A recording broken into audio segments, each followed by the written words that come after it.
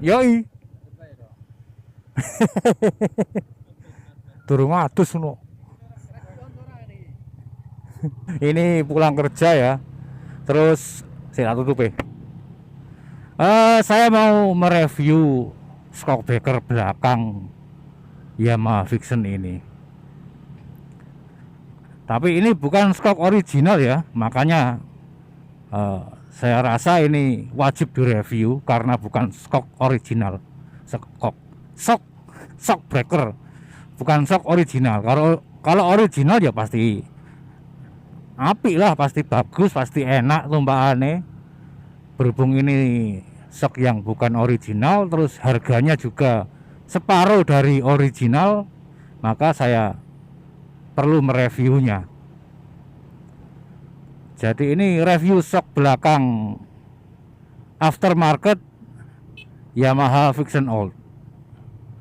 Sekaligus akan saya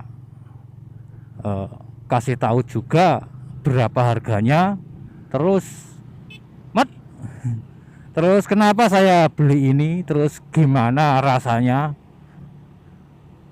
akan saya informasikan juga gitu Mas Bro. Terima kasih. Ya, ini pulang kerja terus sekalian mau beli bensin juga, sekaligus nge-review shock breaker belakang Vixion Old.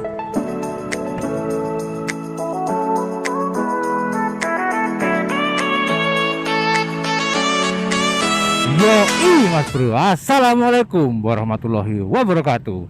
Semoga sampai dalam keadaan sehat dan bahagia, amin. Ya ini masih di Lamongan ya, pagi hari. Ini pertigaan, kalau ke kiri ke makam Sunan Derajat, terus ke Lamongan kota. Kalau lurus ke sana itu CCR-ku gatel Mas Bro, pilek. Kalau lurus sana ke arah Tuban, Kabupaten Tuban. Kalau arah sebaliknya Kabupaten Gresik. Ya lanjut membahas shockbreaker belakang Vixion Old ini. 2 minggu yang lalu ketika perjalanan dari Gunung Kidul ke Lamongan, saya mengalami skok bocor Mas Bro ya. Skoknya itu jebrot ambiar tepat di Ngawi kota. Dan setelah bocor itu menjadi mati ya soknya, tanpa peredaman sama sekali, hanya mengandalkan pirnya saja. Maka getaran dari ban belakang itu menjadi sangat keras, maksudnya sangat gampang banget bergetar gitu ya. Maka perjalanan dari Ngawi kota ke Lamongan ini saya lanjutkan dengan pelan-pelan saja di bawah 30 km per jam, karena memang tidak memungkinkan untuk dibawa kecepatan tinggi. Besoknya saya ganti dengan skok yang baru. Saya nggak menyebut imitasi ya, karena ini punya merek, yaitu mereknya MPM. Untuk impresi pertama ketika baru baru terpasang ya, ketika saya coba, rasanya itu seperti skoknya itu nggak ada peredaman juga, mirip-mirip skok bocor, tapi ya nggak terlalu parah. Karena ketika saya coba itu di jalan yang agak bergeronjal gitu, getarannya hampir sama dengan skok bocor. Tapi anehnya ketika setelah saya pakai selama sekitar 3 hari, lama kelamaan menjadi nyaman. Goncangannya itu seperti skok ori. Ya meskipun nggak seperti ori-ori banget ya, tapi sudah mulai normal ketika meredam getaran atau meredam geronjalan jalan. Terus selain itu juga saya bantu dengan memasang spring damper ya. Karet yang dipasang di antara pir itu saya pasang 1 biji saja untuk meredam keliaran peredamannya. Dan sekarang ini setelah 2 minggu terpasang, setelah saya pakai selama 2 minggu, menjadi ya mirip-mirip orinya lah. Dan rencananya skok yang original yang bocor itu akan saya perbaiki di Gunung Kidul nanti. Terus kenapa kok saya lebih memilih skok ini ya? Ya karena alasan pertama, waktu itu di sini hanya tersedia yang ini saja, yang aftermarket ini, dan hanya satu macam ini saja. Terus selain itu juga ada alasan ekonomi mas bro, ekonomi. Meskipun saya bukan sarjana ekonomi ya, saya bisa menghitung hitungan secara ekonomi mas bro.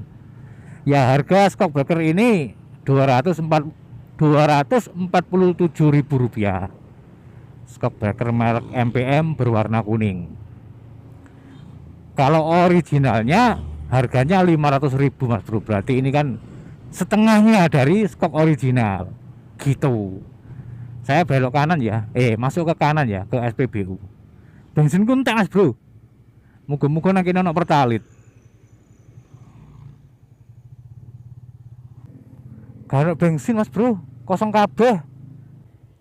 Sih mas bro, tak lanjut ngulon ya. Yang lebih jauh.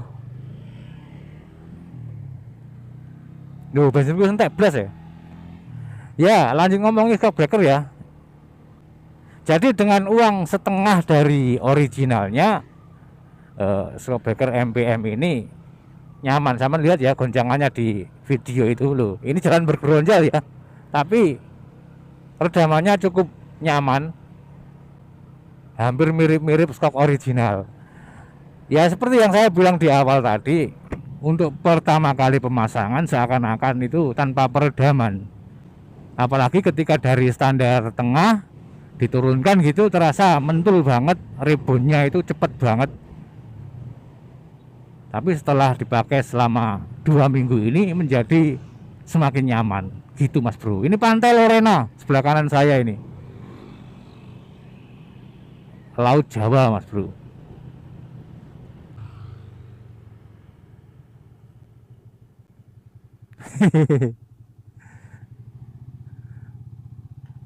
Ono Pertalit tapi antri tuh wow. Biasanya saya ngisi bensin itu selalu turun mas bro, meskipun tanpa turun pun bisa ya, karena memang di sebagian besar SPBU, terutama SPBU swasta ya, SOP-nya seperti itu, harus turun standar tengah baru diisi apapun motornya. Tapi ini khusus ini ya, saya nggak turun.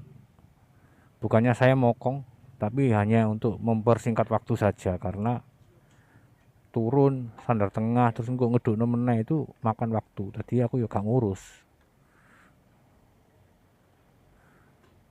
Tujuan saya hanya untuk mempersingkat waktu supaya nggak terlalu lama antrinya. Ngono loh mas bro, selalu ada alasannya. Tapi ya babah gak ngurus. 25.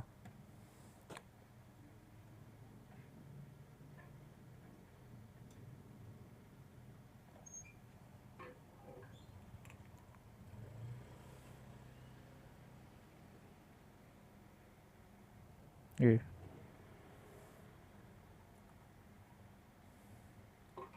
Matur nuwun. Ngono lho mas bro.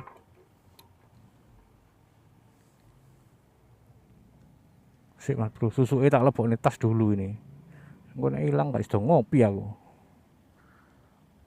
Susuk 20.000 kayak ngopi. Karo tuku mie sukses.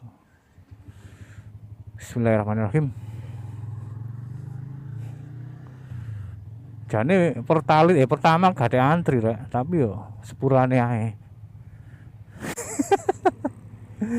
Wis tambah ngelantur mas bro video nih. Oke mas bro ya, seperti itu review saya tentang shockbreaker belakang Vixion Old merek MPM yang harganya setengah dari stok original. Jadi poin dari video ini adalah ketika sampean pemilik Vixion yang ingin mengganti shockbreaker terus ternyata duitnya hanya cukup untuk membeli yang aftermarket, ya nggak masalah. Kalau ternyata yang sampean beli sama mereknya dengan saya, ternyata impresi pertamanya kok mentul-mentule koyok skok bocor, itu dipakai saja setelah 3-5 hari akan menjadi normal. Itu pengalaman yang saya alami. gitu Mas Bro. Oke ya, video saya akhiri sampai di sini. Terima kasih sudah menonton. Sampai ketemu di video berikutnya. Semoga sehat selalu, semoga harimu menyenangkan. Wassalamualaikum. Salam satu aspal.